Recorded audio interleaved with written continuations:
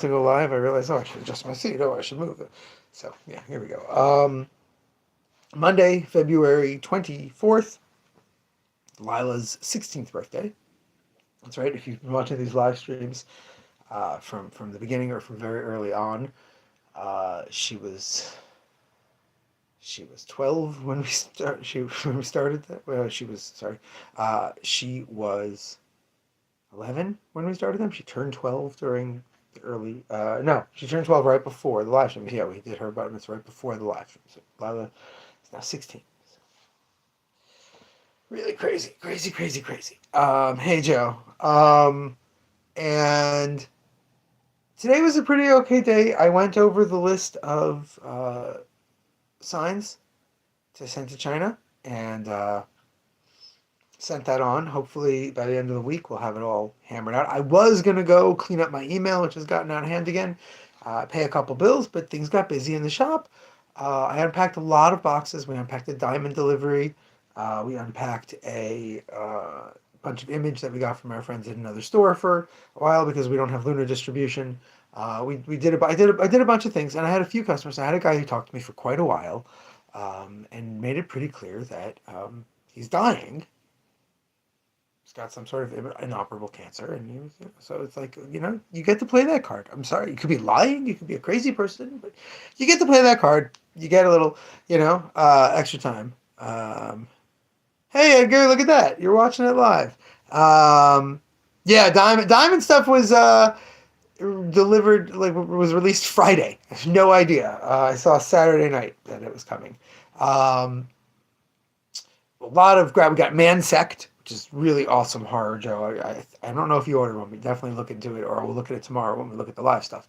But I had a really like the guy, said he was dying. It was upsetting, but he was having a good time. I didn't just try not to be too down. He was talking Planet of the Apes and the stuff he loved growing up and the things he did. A few other customers. Then I had a guy come in. This is towards the end of the day. I had just started making room for tomorrow's new books, but not obviously, just moving a few things around. And the guy comes in. He goes, "Hey, I wanted to show you something and ask your advice. I get some advice from you about publishing comics." And I said, "Oh, I mean, I'm not a publisher." And he said, "No, for like oh, Joe, the new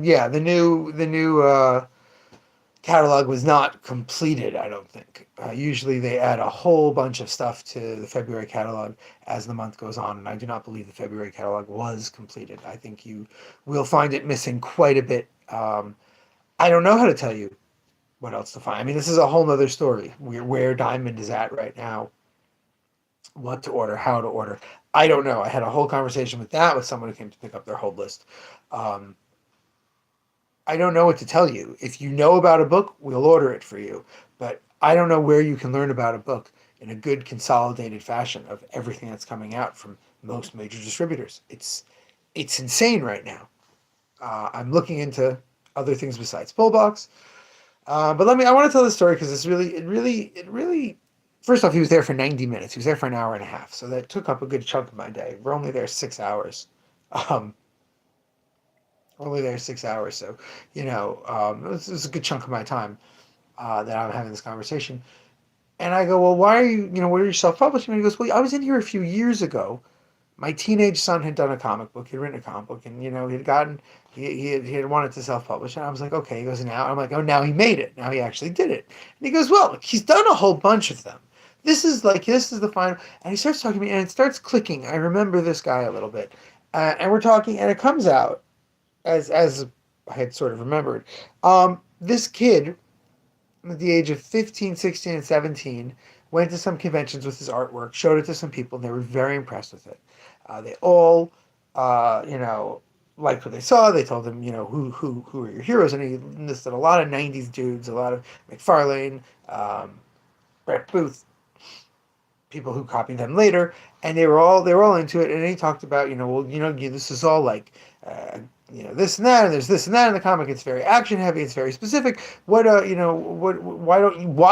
This is the hot thought, but why don't you have this and that in it? And they said, He said, "Oh, I don't, I'm not into this and that." And they said, "Oh, you're like us." And they began touting this boy as like a future star, and they convinced him to do a Indiegogo. I don't know if they convinced his father that these people really boosted the kid up. Like, again, when he was in a few years ago, the way the father talked about the kid, the kid was with him, and the way he talked about it, all the professionals like was like glowing. They could. This time, it's taken the kid years. He's finished the second book, and they're really looking to price it. And I said, okay, but where are you selling this? You're selling this to you did an Indiegogo. He's like, yeah, we did an Indiegogo. I got shadow banned. And I'm like, you got what now? He goes, where you look and you get, I'm like, again, things are, you hear some of the things that are being said. So I'm like, okay, um, are you selling it at conventions? Do you want to sell it at stores? Are you setting up a store to sell it on? He goes, well, this is what I'm here to ask. I'm like, well, I can't tell you that. I can't tell you how you should sell your book. I can tell you, he said, well, the price point. He saw other books around the size on Kickstarter, on Indiegogo, or whatever, on sites going for more money. So I'm like, great, but are those books by like big professionals who've had years of history? He goes, oh, I don't know. And I'm like, well, right, but all this stuff. So this goes on and on where it becomes very clear that this man encourages and loves and pushes his son to make comics, to do this thing he loves with like no knowledge of how any of it works. Um, I'm not telling the dad off for not knowing who Jack Kirby was. Like he saw a book that said Kirby's name. He goes, "Oh, he mentions him a lot." We'll get back to how I used that to try and make the points I was making to him because we haven't even gotten yet to the really. Um, Man, beautiful. His son wanted to go to college. He got scholarships because of his art, and he got to pick whatever college he could afford with that art. Great, really wonderful. Really good community college, but they don't have a comics degree, so he went to fine art. Um, the problem is that the kid did an Indiegogo. He did a second one for the second book. It's now late. It's a couple years late.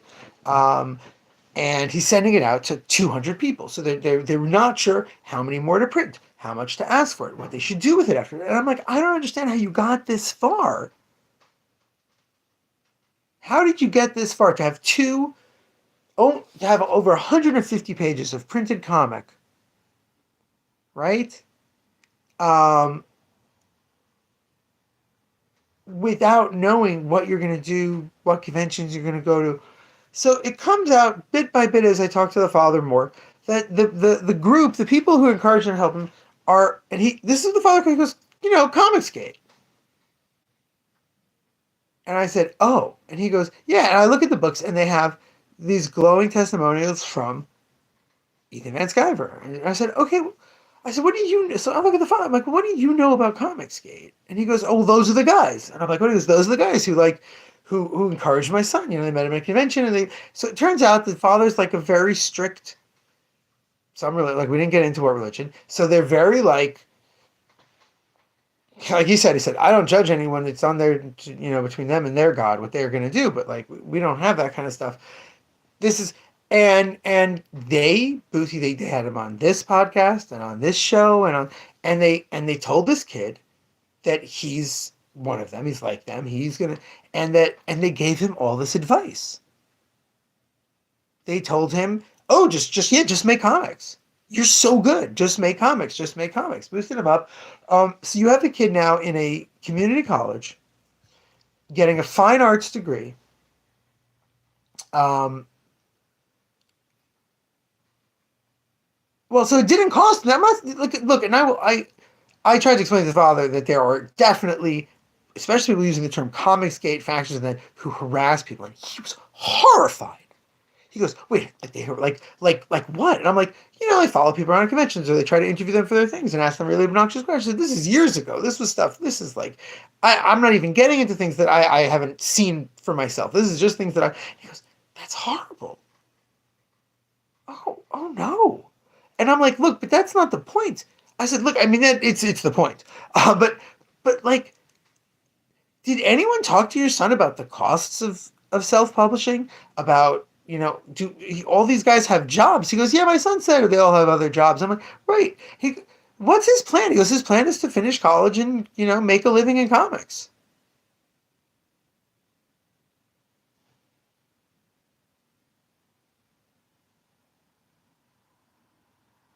Like, and so Joe, thank you, Joe. I said, first off, self-publishing is wonderful. And I said, get the Cerebus Guide to Self-Publishing. Um, Look into this. I said, but and I, you know me, I went off. I told this Michelle Fife moving over to Image just to do a miniseries, all these things, and I'm like, so then when Kirby came up, he recognized Kirby's name. I said, okay, do you know that the Kirby family just recently got a humongous settlement over all the work he did? Comics is not a field that you can just. Yes, Edgar, you need a plan. You need. So he says that the kid is minoring in business so that he has a plan. But folks, I'm not disparaging his school. It's a very fine community college, but he is minoring. Joe, that is always my plan. He is minoring in business in a Long Island community college while doing fine art in a Long Island community college. Where, and this is a kicker, his acceptance to the school was, you should go to RISD. We can't teach you anything here. But if you want to come here, we'll teach you art stuff.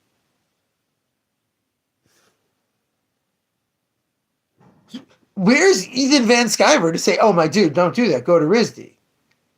Oh, we'll help. Like, we'll throw, like, I'm not saying that far. I'm not saying if you had comic mentors who were out there, had your back and doing stuff, they would go and raise money for you to go to good art school. That's crazy. I'm sure it's happened, but it's crazy. But just to say, oh, my dude, maybe you don't go to a school that literally said at your acceptance that they can't teach you anything for your art. Like, but across the board, again, this is all filtered through a father who is so encouraging and beaming and proud of his kid that I can't. He was showing me there, going how good this is, and there's literally this 2-page spread that's like a whole town that's really sharp, like really nice. Kid's 19, he's drawing this. That's great, dude. And it doesn't really matter how good your kid is. Yeah, Kubert School. There we go. Thank you, Edgar. And they do courses that you can take while you go to other colleges. Um, I was just like, I was blown away, and I was really trying to like rein it in. Where it was just like, dude, I don't understand how you can encourage a kid so much and tell them that they're talented and good at something, and like just trust that it's all gonna be good. Like I was telling, like people don't work in comics professionally. People work in comics on a freelance basis.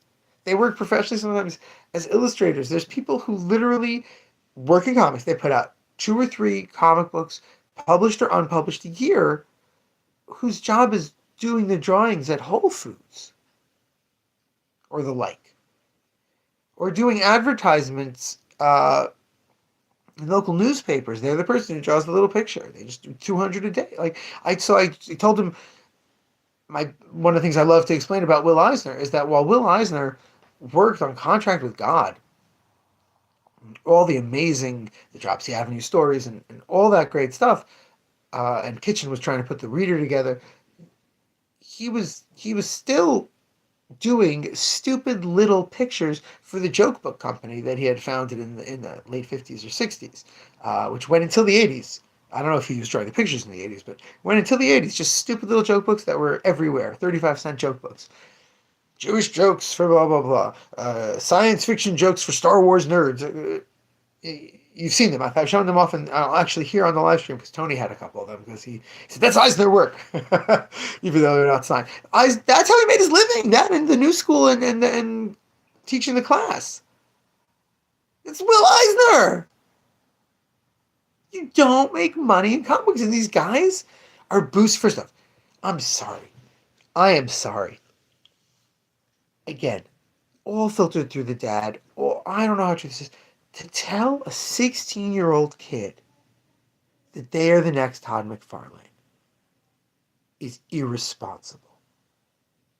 To tell a 16-year-old kid, they're next Todd McFarlane, and that they should self-publish for their whole career because the comic industry is broken is straight up harmful. Right. Oh, Frazette Comics. Frazette is in comics for 20 years, said never got anything out of it. And that's where he started. He loved it. And he just covers, did that work, came back to comics occasionally when he could. How long how long was Barry Windsor Smith said he was going to do Rune when he came back in the 90s? Okay, I'm back. He's going to do it for 5 years or something. Lasted 2. It's a rough business. It doesn't pay well. Other things pay better. You don't get a lot of respect outside of the field itself. And I'm sitting here, and this poor kid is literally getting held up, is getting pushed by people whose only care is an ideological one that they see in his work. I tried to explain this to the dad about true fans. I said, yes, well, that's what I explained to the father. Where's my mumsy? Putting your baby sister to bed. She put the sleeping bag in the wash, but it's still in the wash. Is it still going, you mean? But everyone needs to go to sleep. 15 minutes, yeah. So. Do you have a lot of more blankets in your room? Do you know how long I need to put it in the dryer for? It's a polyester outside bag. Yeah. Half an hour on high. It's a long time still. That's 45 minutes then I have to wait. It's not the worst. It's not the worst, but it's pretty late. Why don't you look for blankets? Sorry, guys. Household drama with the birthday girl and her sleepover. Birthday woman. I have blankets. It's just a lot of blankets. Okay, I guess we'll do that tonight. Good night. Good night. I explained to the father. I said, Todd McFarlane worked at DC and took jobs all over before he got his Marvel gig, which he then worked at for years and years until he was the biggest guy at Marvel, and then launched Image Comics. Like Todd McFarlane didn't just. And the guy was like, "Oh, I don't know this stuff," and I'm like, "But then why are you encouraging it?"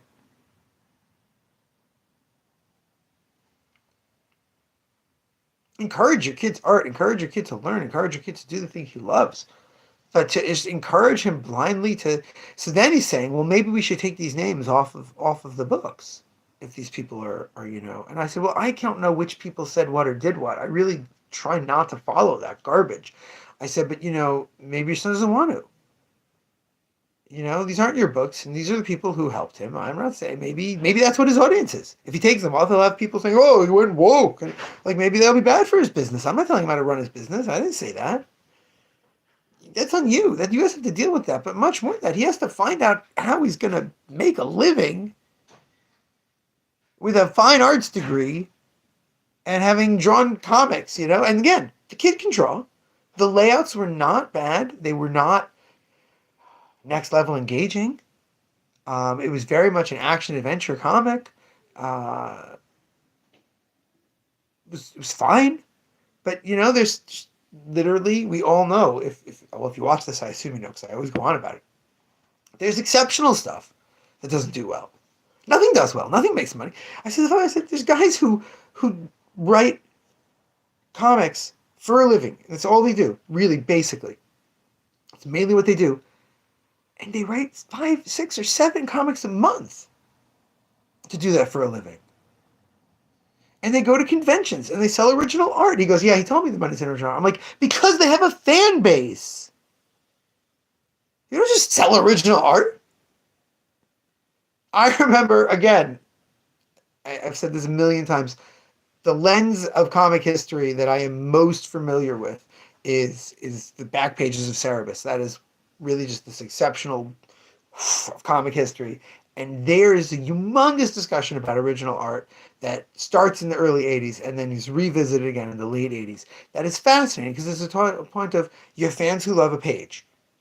You're a nobody. You're selling, again, nowadays these would be huge numbers, but you're selling 15,000 copies of a book. Marvel's selling 1 million. Someone wants this page, right? But maybe in 5 years you'll be selling 50,000 copies of a book like those Ninja Turtle guys. Or the example at the time was actually ElfQuest. Was their big example. Because it was earlier. Sure, if you're ElfQuest, If you're some kid who's got an Indiegogo campaign that sold like 200 copies of your book, that's great. I don't think of those 190 whatever, I don't remember the number, people that bought your book, I don't think there's more than 5 of them that are going to pay you any kind of money for a piece of original art. And even then, it would be betting on something, and they're not going to give you like Felix art guys. You're not getting a $300 for your page. You've done 150 pages of comics. Like, and there was just so many glaring things here that I was just like, I was just like, I'm like, look, I'm not telling you how to do this, but I'm telling you that if you're gonna do this, you need to think about what he wants to do, how he wants to do it. And he goes, yeah, it's definitely, because I told him, we'll end with this, because this is where like where it all started coming together in the middle with this. I told him he should go back on all the, the podcasts and all the people he went to and be like, hey, the second book's done. We're fulfilling orders now. We're about the place you can add. And he's like, yeah, I don't know if I want to go back with them because within the group there's fighting and there's people who aren't happy with each other. And if I go, I have to pick one side or another side. And I'm like,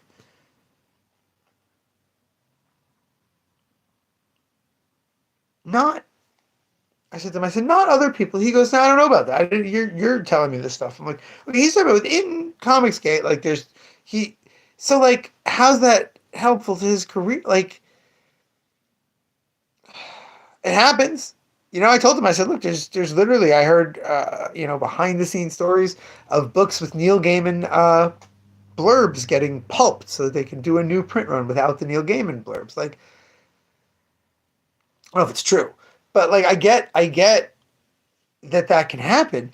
But we're talking about this really young kid who, to hear his father tell it at least, is just being gassed up by these dudes. They're just telling him he's amazing, telling all their people. And as we said they told all their people to go and to support him and buy his stuff. And I'm like, right, but that's ideological. I said, let's say your son. I said, let's say your son puts a gay character in his book, and literally goes, he wouldn't. I was like, okay, it's just an example.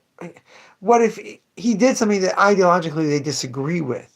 Are they going to go, well, no, he's a great creator. I love his work and I'm going to keep getting it? Or it's, oh, this doesn't agree with my ideology anymore. I don't want this anymore. He goes, oh. And I'm like, right, so that's not true fans or people who follow you. So then I showed him Andrew McLean's Snarlagon. And so he did that on its own and he made his own little book. And then I said, right, but, even with Snarlagon, Andrew only printed a few thousand copies. He sold less than 2,000 copies in the first Kickstarter. Took him a year to sell the rest of his copies. Like, that's the comic market. And Andrew went to Heroes Con. Andrew went to a tour with this stuff. And he's big. It's hard to sell this stuff. Thank you, Edgar. It's hard. And you're on this wagon. You're attached to this thing that's very much based on ideology, and that doesn't necessarily mean that they're following your son for his art or because they like his story. I pointed to a self-published book we have that I sold dozens of copies to a woman who used to be a teacher. I sold it to her former students. I sold it to family members, and one family member said, "Oh, it's the 5th one I'm buying." And I said, "Oh, like give his gift?" She goes, "I've never read it. I support my family." So I said it to him. He goes, "Oh." I'm like, "Yeah." I'm just like, this poor kid. This poor kid. Again, it's not bad. It's really not bad. But think of him going to RISD and getting Paul Karasik again. Now I'll just be a comic snob. To get Paul Karasik to explain to him how perfect Nancy is, to make him reassess how he hits a point, gets a punchline, delivers his moment, it would be huge.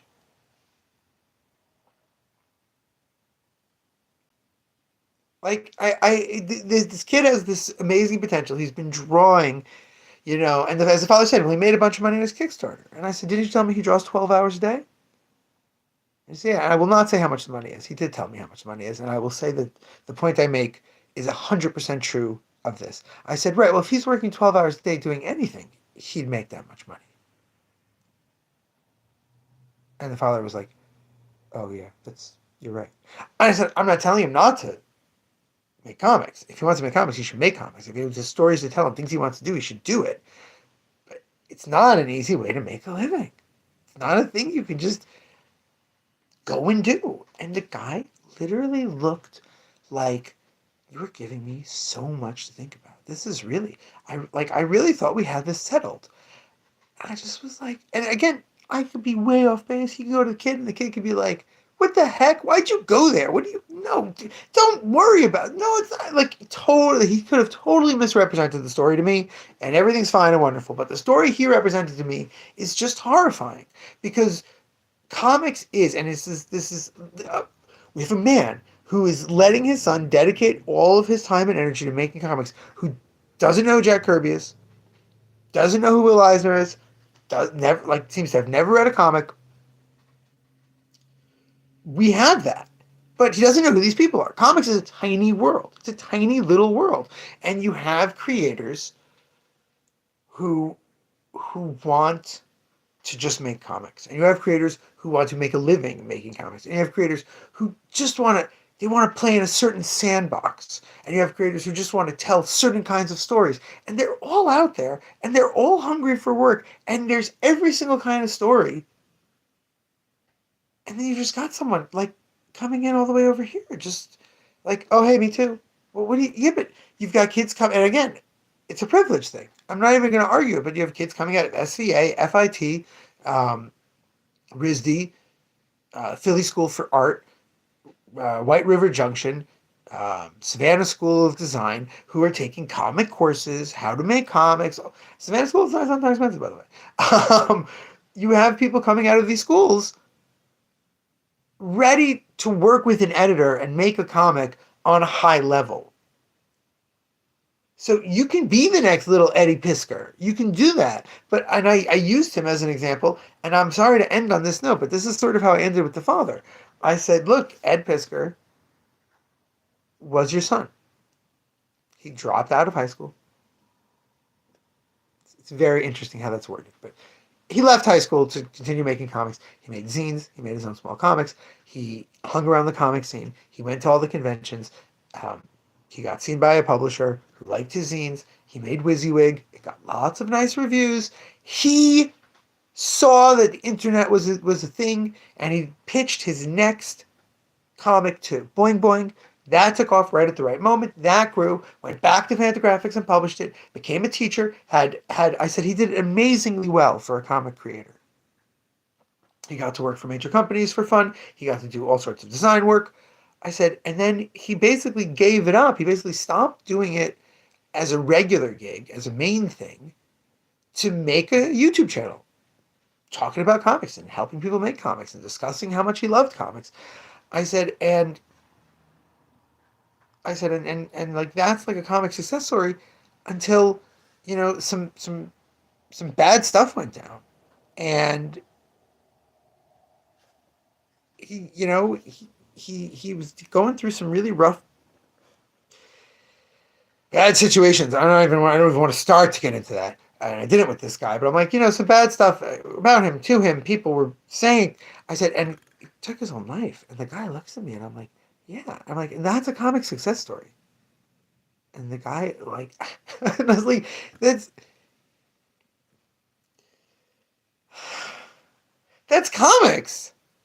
Like, you kill yourself to do this, and you reach a point where either you're putting in an insane amount of effort for work that is not being appreciated, or is being appreciated for reasons you don't want, or is being appreciated but not paying you, or is paying you lots of money but not being appreciated, whatever it is, and you have to find a compromise. I saw a thread. I'll end on a slightly more positive note. I saw a thread. Someone going, when people talk about moving to covers only, and it was a comic artist defending comic artists moving to cover only, and I look at that often, and I think they only want to draw covers now. Like, it's not a personal desire. I only want to draw covers now. It's zillion factors, and it's a place in their career where they're enjoying it. If you look at the cover work of someone like Chris Samney, when he is on a cover line on a book that he's the main cover artist, he's illustrative and he's the cover artist. But when he gets to do a variant cover, he does a different thing and he goes somewhere with it. When Frank Cho, Frank Cho leaned into being a cover artist about 5 or 6 years ago and used the opportunity to constantly refine and change a bunch of the stuff that he does and has always done into a new light in a new way with different textures, different things. But at the same point, he's gone and done a few comics. Very few, but he's written and drawn a few comics. He can if he wants. It's not uh it's not a being forced in or a time thing, you know. Oh well, come on, Doc. No one gets a straightforward answer from me. He didn't actually think it was a straightforward question. He said specifically he remembers when he was in 3 years ago. I gave him a lot of information, and he really wasn't sure what he was even asking. So to be fair, he knew it wasn't a straightforward question. But yeah, it was. I was a huge downer. It was a big thing, and that was kind of my point. It was kind of what I was trying to wrap up with these cover artist things. Like, there's ways to have this career, but like you've got to grind. And you've got to have a support system, and you've got to have help and advice from people, as you know, when you're learning how to make comics, right? 10 minutes without Howard Chaykin, right, Doc? Like, you go to a convention, have your buddy who knows this buddy who get you 10 minutes with someone. That's the comic community. You hear a comic legend is looking at portfolios, and you go, "Hey, I have a portfolio," and you say, "Oh, I know a kid." You don't, put him on the air and go, "Hey, look at this kid. He doesn't have any gay characters in his book." What? Well, network is obvious, but your network has to be to people who can network. Your network has to be to meet a Howard Chaykin. Edgar, if you go to a convention and Howard Chaykin takes 5 minutes to look at your page and likes it, you will get more good advice in those 5 minutes than an hour with someone else. If you can get Alex Maleev, these people are kind, open, and nice, and they're willing to talk to you. And they don't go, "Oh wow, you draw real good. What's your ideology? Let's have you on a podcast."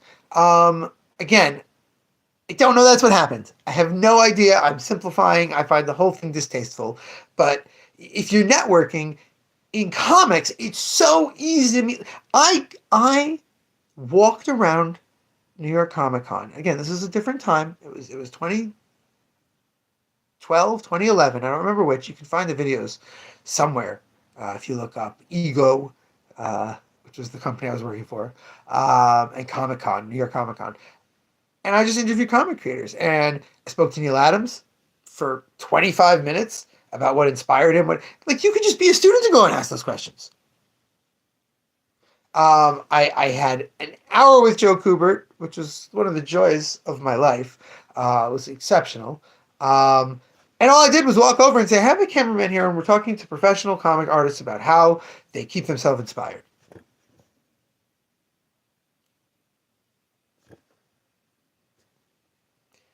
Networking in comics isn't a difficult game. Now I was talking to the guy. I said, "I don't know how your son's going to sell his comic. I know social media is dead. All this stuff is it's impossible for people to self-publish it." So that's another thing. Where you were 5 years ago and where we are now is a whole nother depressing thing that I discussed with the guy, which we don't need to get into. But yeah, learn from the best. And I said to the father, I said, "Do you know anything about these guys? From." And I said, "Look, I really I feel terrible saying this because oh, the videos are edited down to nothing, and we didn't have mics, so they're really awful. But you can look them up, Ego and NYCC. They should show up. I don't think they've been taken down. I said to the guy, "Look, Ethan Van Sciver, he's a decent artist. He can draw a superhero comic. He's not it's not anyone. If someone told me, "Oh, I have an original by him," I'm like, "Oh, cool. It's original art's original art." I mean, again, he's one of those ones that's I've directly dealt with the after effects and direct conversations with him specifically that just gave me a bad feeling. But I don't know the dude. Cool. You're an original art. He's an artist you like, but oh, he rizzed me up, and I don't think that's the right term. I get in trouble for saying that. He really was like, "You're amazing." He like, okay, cool. Like, I'm sure that he has a nice eye for perspective and all the basic things you need, but his opinion is not. And more than that, and this is the part that really gets me, is every story I've ever heard about a 15 or 16-year-old showing a professional their work and getting complimented on it. Every story ever has the professional going, but you need to work on this, this, this, and this. And like again, the father might not know that, but like it's not the way the dad told it. I've seen artists talk to other, like, oh, cool, okay, you might, you know what? Do you know this Hogarth book? Because you're doing something here that like he talks about specifically, but you can just look up the art, like there, or oh, I really like this because, and they talk about the technique involved. Now, I don't doubt these guys did that. But like again, when you talk about the actual process of the art of making comics, it makes this isn't Scott McCloud's understanding comics.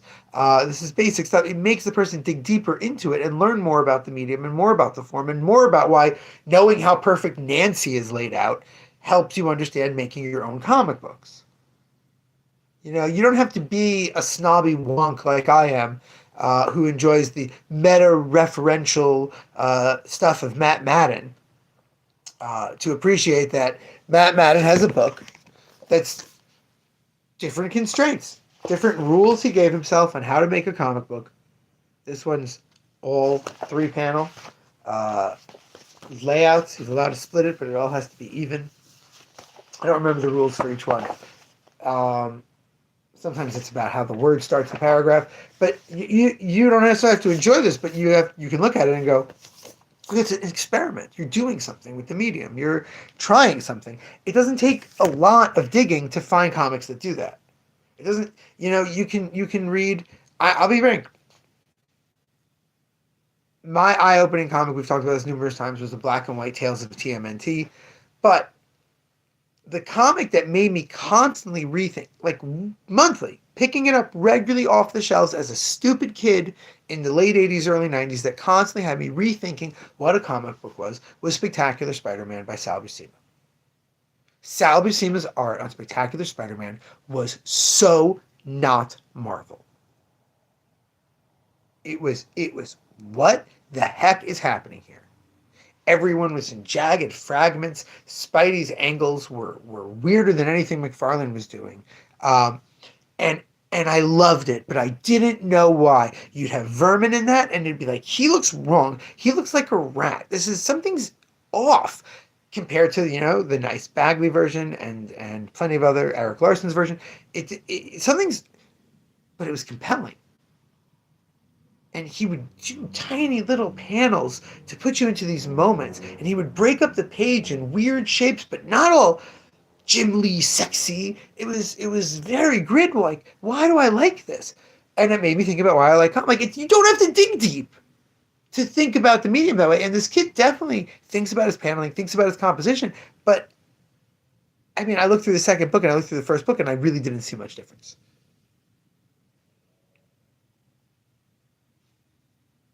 And it's that age when you can draw at 16, when you're able to draw and you're able to do that, where to get to the real level, not successful. I'm not saying this is the only way to make money in comics or be a comic artist, but to get to a place where you can become a comic creator who creates comics regularly, who's working in comics all the time, you have to be able to think of comics in that framework, in that grid work of what a comic. Same way design people can't be, oh, well, I only do Art Nouveau styles. Well, then you're not a designer. You're an Art Nouveau artisan, but you're not a designer because designers do the jobs they're asked to do. And that's, anyway. So yeah, that was a very interesting day. We did get time to unpack books, did unpack quite a few books. Hope I'm not literally like coming in tomorrow to have this dad come back with his son screaming at me for being a woke lefty libtard or something. I don't know. Really, I'm sitting there like trying to be as polite as possible. about all this stuff, but also being like, I don't understand how this happened. So weird. Anyway, till tomorrow, hopefully between 12 and 2 Eastern Standard Time, we will look at the new books. I got about a dozen books that I put up today. Until then, remember. Oh, so Edgar, that's Edgar. That's an excellent question. I brought that up with the dad. I said, look, if a employer doesn't want you to do something that you don't want to work on, yeah, then obviously you stand up and you shouldn't work on it. Like, I'm not saying that your son has to sell out his ideologies to do his work, and that's why I said he wants to keep those people's names on the books, just even not out of ideological, but because they boosted him, they helped him. Like, I can't judge him for that. It just it means that someone will look at that book. It was great because I said someone will look at that book and he goes, oh, and they won't buy it because the name's on it. And I said, look, 80% of the people who come into my store, if they look at that book, they're not going to know who those people are. The names on those books, and it's not going to mean anything to them. But they're not going to go look at the self-published stuff unless they're looking for self-published different stuff, and then they will. And then I showed them, like I looked, I said they might get it, but if people know who those names are, and they're disposed not to like them, they're not going to buy it. Period. And he said, but if their name's off it, I'm like, they're not necessarily going to buy it though. Like, I can't tell you that. He said, there's people who will buy it because those names are on it. Directly, they'll pick it up and say, oh, okay. Look, you have, okay, well, then I'll get it. He goes, oh, and I'm like, I just don't know how large that audience is because, I mean, as I'd already told him again numerous times in the conversation, a lot of these projects never got finished. A lot of these projects did not come out as promised or through the distributor that they were told they were going. But I also as far as I know, the Cyberfrog special never came out. Would it have a big Comicsgate stamp on it, help it or hinder it? I don't know. It's a Kickstarter, Indiegogo, whatever. So the big audience for the book got it already. That's always the case. Anyway, yeah, the world of comic publishing is like, it's rife with craziness. And to think of this kid, just this lamb, just walking to the slaughter into the world of comics on his own is just quite a day. Anyway, like I said, dozen new books to look at tomorrow, hopefully between 12 and 2 Eastern Standard Time. Until then, remember, really remember, damn it, babies, you gotta be kind.